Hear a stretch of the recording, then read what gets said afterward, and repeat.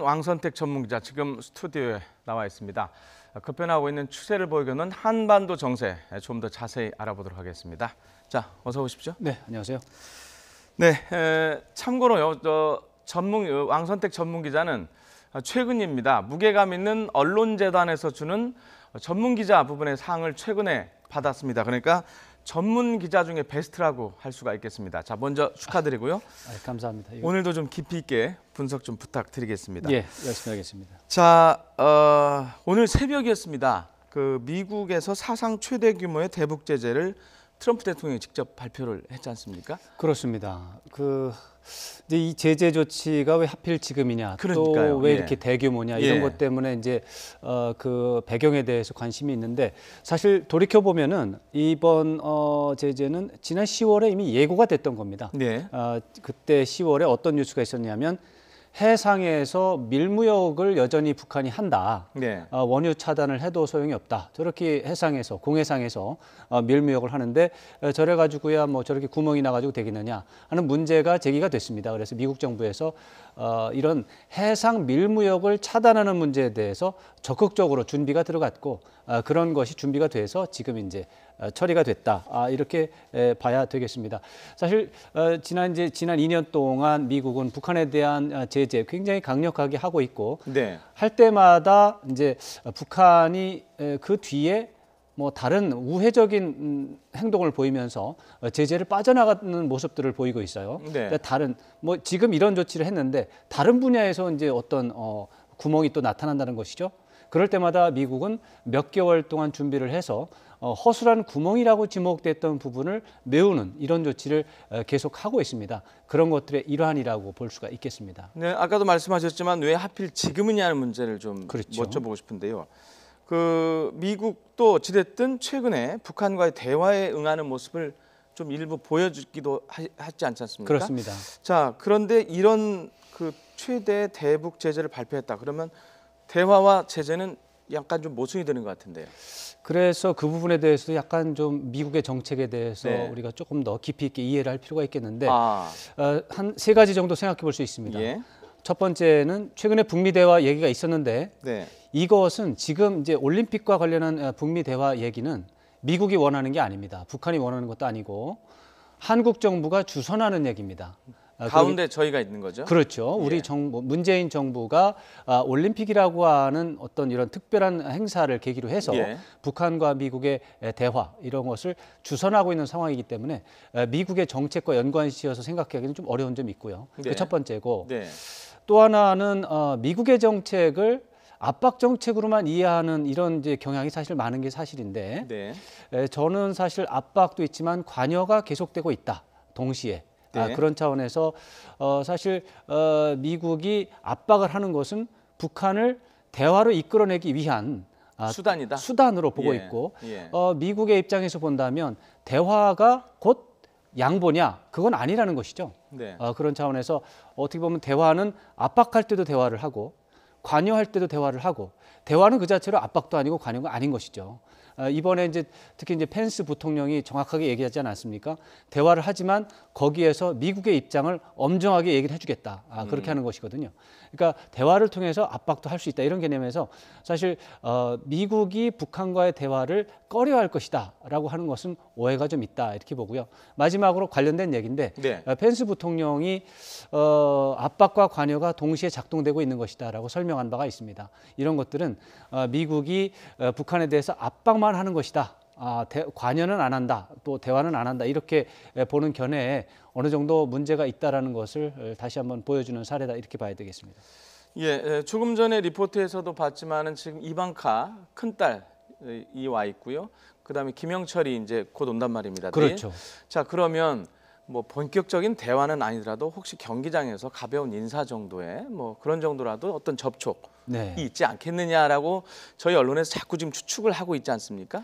대체적으로. 그런데 오늘 또 그 백악관 대변인이 함께 이방카와 함께 왔는데 그런 것도 없을 거다라고 지금 그렇죠. 명확하게 얘기는 했지 않습니까? 자, 이걸 어떻게 봐야 될까요? 이제 오늘 오전에 이제 평창에서 이제 미국 이제 백악관 대변인 세라 허커비 샌더스 대변인이 이제 브리핑을 했는데, 예. 거기 보면 이제 그럴 계획이 없다. 북측과 만날 계획이 없다. 이렇게 얘기를 했습니다. 네. 그런데 거기에 보면 이제 as of now 지금까지 지금의 상황에서 본다면 이런 네. 말이 들어 있습니다. 예. 아직까지는 계획이 없다는 것이고 앞으로 상황 변화가 어떻게 될지에 대한 것까지 얘기한 것은 아닙니다. 이런 것을 좀 눈여겨 본다면 앞으로 상황 변화가 어떻게 될지에 따라서 또 상황이 달라질 수 있다 이런 얘기도 할 수 있고요. 또 하나는 샌더스 이제 제가 조금 전에 보내드린 리포트에서도 이제 중후반에 말씀을 드렸는데 네.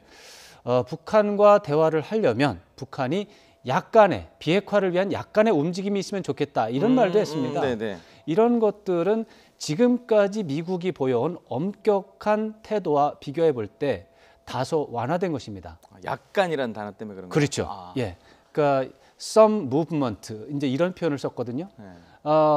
지금까지의 미국의 입장이라고 하면은 비핵화에 대한 의지를 보이지 않는다면 그런 것은 필요가 없다. 오직 비핵화를 위한 대화만이 대화다.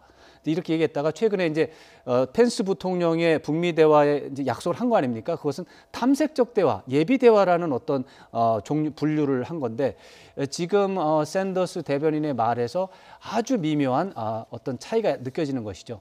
약간의 움직임이 있으면 대화가 가능하다는 것이고 그것은 생산적인 대화의 출발점이 될 수 있다라고 얘기를 한 것은 역시 대화의 가능성에 대해서 여전히 문을 열어놓고 있다라는 것을 보여주는 것입니다.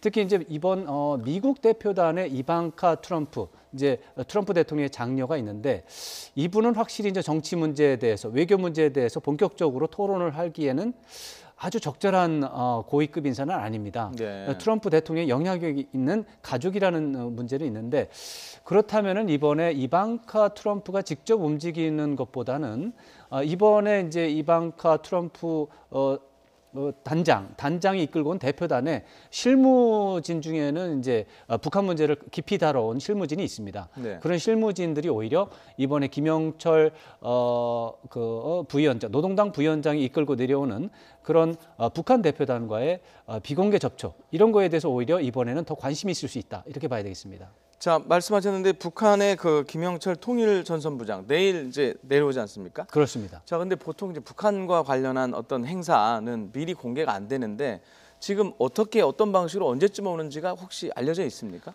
하나는 확인됐습니다. 네. 경의선 육로를 통해서 내려온다. 육로를 통해서. 이것은 확인이 됐습니다. 예. 그다음에 8명이 내려온다. 이것도 확인이 됐습니다. 예.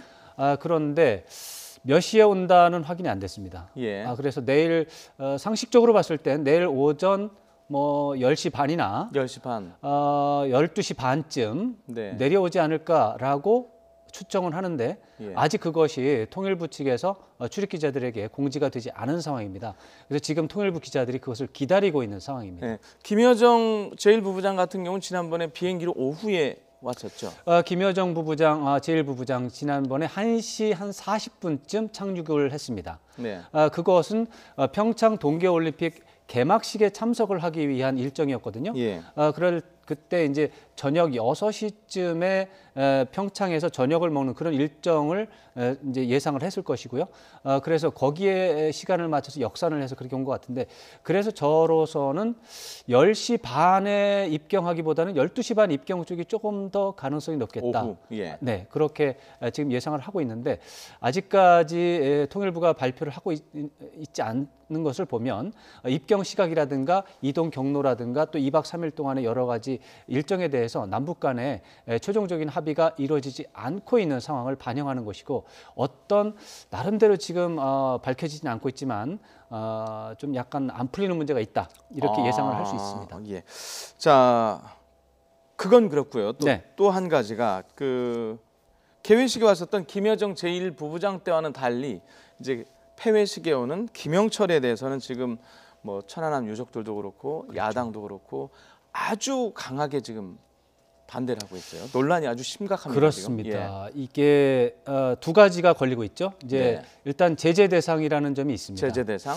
제재 대상이고 두 번째로는 천안함 폭침의 주범이다라고 하는 이제 그게 더 지금 국민들의 감정을 더 건드린 것 같은데요. 그렇습니다. 사실 예. 제재 쪽은 아주 예. 결정적인 문제는 안 됩니다. 네. 금융 제재인데 금융 제재는 뭐 남쪽에 이 사람이 자산도 없으니까 동결을 조치를 했는데 뭐 자산이 없는데 동결해봤자 소용이 없고 예. 금융 거래도 할 리가 없으니까 사실은 그건 이제 뭐 특별한 문제는 미국에서는 이제 미국 입국 금지가 있습니다. 사실상 양해를 했지 않습니까? 뭐 미국에서? 그렇게도 볼 수가 있는데 그 부분이 아직 걸려 있을 수도 있고요. 아직 그 그래요? 부분은 아직 정리가 안 됐습니다. 예. 어쨌거나 미국에 대한 입국 금지기 때문에 그것도 결정적인 장애는 되지는 않을 수가 있습니다. 형식 논리상.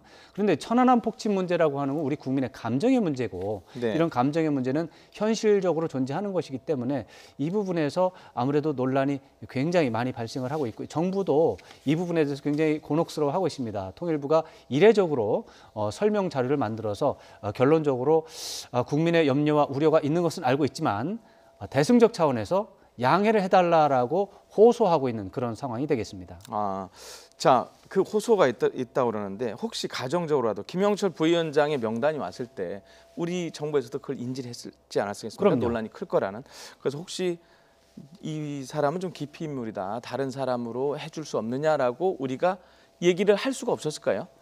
그것 때문에 이제 아무래도 반발하는 쪽에서는 그럴 수 있었다라고 네. 생각을 할 수 있는데 저는 이제 통일부 문제를 이제 나름대로 오래 좀 출입을 하고 다뤄왔는데 제가 볼 때는 아마도 고민을 많이 했을 거라고 생각을 합니다. 왜냐하면 김영철 통일전선부장 대남 정책을 총괄하는 노동당의 최고 책임자입니다. 대남 정책과 관련해서 김정은의 지시를 받고 또 김정은에게 자문을 하는 사람입니다. 지금 북한 김정은이 남북관계 개선을 하고 정상회담도 제안한 마당에 남쪽의 문재인 정부와 정상회담 문제까지 긴밀하게 협의를 하려면 결국 김영철을 통하지 않고는 해결을 할 수 없는 문제도 있습니다. 그런 차원에서 이게 통일 정책 분야에서 김영철이 핵심인데 김영철을 빼고 자꾸 다른 사람을 돌려봐야 결과적으로는 마지막에 언젠가는 김영철과 얘기를 해야 되기 때문에 네. 그렇다면은 과감하게 정면 돌파를 하는 이런 것을 택했을 가능성이 좀 있고요. 김영철을 기피 인물로 지명을 한다면 그러면은 기피 인물이 아닌 인물이 북한에 없습니다. 그러네요. 크게 네. 봐서는. 김정은조차도 네. 천안함 폭침과 관련이 있습니다. 예. 김정은뿐만 아니라 북한의 모든 군 세력이라든가 당의 고위 간부 모든 사람이 천안함 폭침은 물론 지금까지 모든 남북 간에 있었던 모든 불미전 사태 다 관련이 있습니다. 그런 것들을 누구는 외면하고 누구는 봐주고 이 사람은 안 된다 하게 되면은 끝이 없는 게임이 될 수가 있기 때문에 그렇다면 정면 돌파를 시도할 수가 있겠다라고 판단했다고 저는 믿을 수 있는데 그러나 역시 이제 과연 이런 아주 곤란한 상황 속에서 우리 국민이 가지고 있는 이런 불쾌감, 반발감 이런 것들을 해소하기 위해서 완화하기 위해서 우리 정부가 최선을 다했을까? 이런 것은 또 다른 문제가 되겠습니다. 그 말씀을 하니까 지난번 대선 과정에서 그 당시 대통령 후보였던 문재인 후보가 주적에 대한 질문이 나왔을 때 명쾌하게 하지 않고 이 당연히 적이긴 하지만 또 통일을 위해서는 대화의 상대이기 때문에 그 부분에 대해서 명확하게 하지만 그런 부분까지도 맞습니다. 그렇죠. 이런 것들이 궁극적인 게 그 문제 아닙니까? 결국 예. 북한과 남한은 적대적인 관계를 가진 분단 관계이기 때문에 예. 북한의 고위 지도층은 우리 입장에서 모두가 기피 인물입니다. 그런 어떻게 보면 분단 상태가 주는 굉장히 비극적인 구도가 존재하고 있기 때문에 네. 그런 구도 속에서 과연 남북관계 개선을 할 것인가 말 것인가라고 하는 전략적인 결단을 내렸느냐 안 내렸느냐가 문제가 되는 것이지 결단을 내렸다면 참 좀 불쾌한 결정도 할 수밖에 없는 그런 상황이 아무래도 통일부가 느끼는 그런 고민이었을 텐데 제가 이제 드리는 말씀은 그럼에도 불구하고 국민들이 이제 반발하고 특히 천안함 유족들이 볼 때는 굉장히 미진한 부분이 있었을 것 같습니다. 그런 가족들에게 사전에 네. 또는 도중에라도 굉장히 어떤 설득하는 노력 이런 것들 또 협조를 얻고자 하는 노력이 있었다면 조금 더 국민의 여론이 달라지지 않았을까? 예를 들어서 우리가 이제 올림픽 단일팀 여자 아이스하키 단일팀을 만들 때도 단일팀을 만드는 것이 이제 남북관계 개선이라고 하는 중대한 또 평화 올림픽을 만드는 데 있어서 중요했지만 또 초기에 얘기가 나오는 과정에서 우리 선수단에 대한 설득이 좀 부족한 부분이 있었거든요. 그런 것과 비교해서 봐도 이런 굉장히 민감하고 어려운 그런 상황 속에서는 우리 정부의 대국민 설득 노력이 특히 필요하다 이런 생각을 해보게 됩니다. 자, 그러니까 어찌됐든 우리가 김영철의 방남을 우리 정부 청와대가 수용했다는 거는 군사적으로 봤을 때 우리의 적이라는 거에 방점을 지금 현재는 두기보다는 대화의 상대, 파트너다라는 데 방점을 두어서 파트너고 예. 관계 개선을 하고 특히 정상회담까지 얘기가 그렇죠. 간다면 김정은에 대해서 정책적으로 분명하게 자문을 할 수 있는 사람과 대화를 하는 것이 정면 돌파, 시간이라는 걸 볼 때 정면 돌파가 가능하다는 것이죠. 자, 그렇다면 자, 시간 관계상 짧게 마지막 질문을 좀 하나 드려야 네. 되겠는데, 자, 그러면 김영철이 온다면 남북 관계 획기적인 어떤 전기가 마련이 될까요? 저는 그런 것을 노리고 김정은 위원장이 이런 모험을 했다고 봅니다.